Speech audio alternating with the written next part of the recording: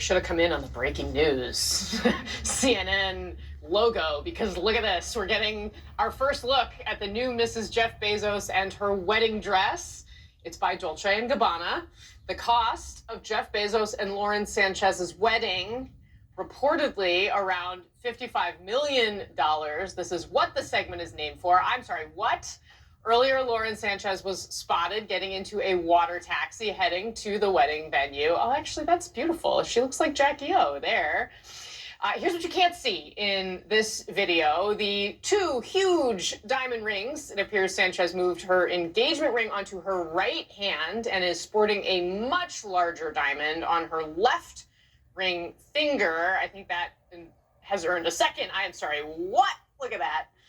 So let's just put this all in context. According to online wedding registry Zola, the average cost of a wedding in 2024 was $33,000. Our panel is here. I don't know how many dresses. So let's just put this all in context. According to online wedding registry Zola, the average cost of a wedding in 2024 was $33,000. Our panel is here. I don't know how many dresses so far that she has worn in the context of this extravagant event. Annie Carney, you apparently only own one floor-length gown. Is that still true? This was my... We have a picture of it. We have a picture of Annie in her wedding dress. And this is because she wore it to work one day. That was in 2019. I was on the Trump trip to Japan. They sent us guidance the night before that we needed a floor-length gown. And I don't have it. I still don't have any other ones. So I put that in my suitcase. I folded it into my suitcase. Yeah, you look great. And I wore it. But this is why, I don't think Lauren Sanchez could get away with re-wearing that. This is sort of just like a long white dress. Well, I don't know how you would I haven't throw it worn it in a again. suitcase on the last second. I'm like, so there, look, here's the cover of Vogue with her on the cover. I mean, it's a beautiful, stunning dress. And the one thing, though, I do, clearly she's very happy. We wish the happy couple all the best. There's a reason this is getting protested in Venice, right? Yeah. Like, we're at a point in our, in the history of the world where there are, billionaires that have so much money that they're spending $55 million on a wedding like this, when a lot of people are struggling to eat, and it's not going over well. Listen, if you have FU money, spend as much money on the wedding as you want. But also, the fact that you have that much money to spend on a wedding is why you also have populism on both the left and the right being a huge, powerful force, not just in America, but across the entire Western world. You know what's interesting, though? People are upset about the amount of money that these people are spending, but a Pew Research survey that came out 2 years ago asked participants, if you became wealthy, what would you do?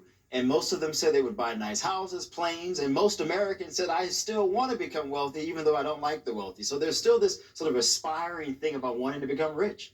Well, and of course, Donald Trump is the everyman's rich man. Yeah, I would just say that your second wedding should be more of your personality and not as traditional as your first wedding. So this is obviously being over the top, and I think it encapsulates who they are. And I think, to Alex's point, they just don't care. They're going to do what they want. I mean, I could really just watch these pictures on a loop. I'll be honest. I would also say, to Shermako's point, I feel like people always wanted to be rich. People always wanted to be successful. You're watching. I would also say, to Shermako's point, I feel like people... They're going to do what they want. I mean, I could really just watch these pictures on a loop. I'll be honest. I would also say, to Shermako's point, I feel like people always wanted to be rich. People always wanted to be successful. But what is different in this context is that the level of inequality, the level of wealth is so much bigger than we have seen in a century. And that is different. And it's much more obvious because of social media, right? Yes.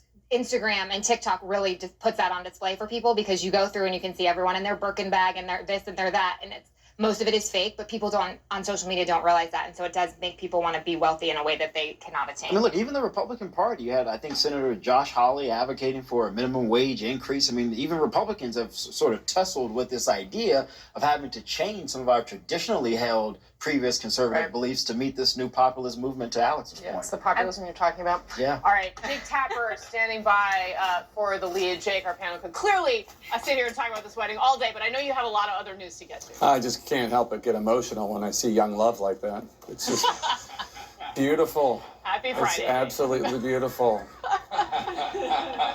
Thanks, Kasie. See you back in the arena Tomorrow, next week. or Monday, yeah.